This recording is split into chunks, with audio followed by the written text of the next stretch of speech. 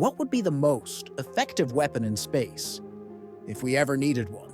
We'll break down the science, the options, and see which space weapon would really reign supreme. Let's get started. Space isn't like Earth. There's no air, almost no gravity, and distances are vast. Weapons that work here might not work up there.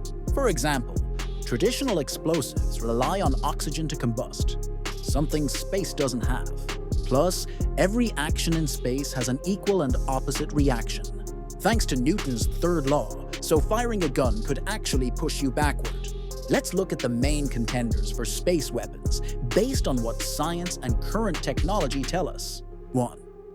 Kinetic projectiles, rods from God. These are basically giant metal rods dropped from orbit. No explosives needed, just pure kinetic energy. When one hits a target at orbital speeds, about 8 kilometers per second, the impact can be equivalent to several tons of TNT. The US has actually researched this under the Project Thor concept. 2. Directed energy weapons. Lasers. Lasers in space have big advantages. No atmosphere to scatter the beam, and light travels at, well, the speed of light. Lasers can disable satellites or blind sensors from thousands of kilometers away. The main limit? Power. Generating enough energy for a high-powered laser in space is a serious engineering challenge. 3.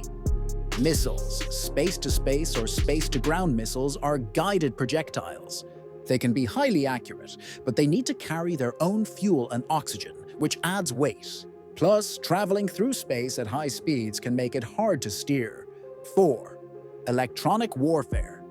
Instead of blowing things up, electronic warfare targets satellites' communications or control systems. Think jamming, hacking, or even frying circuits with electromagnetic pulses. These attacks can be silent but devastating.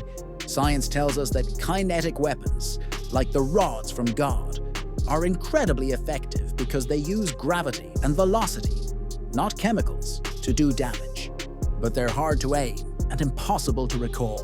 Lasers have pinpoint accuracy and can operate at the speed of light, but only if you have enormous power supplies.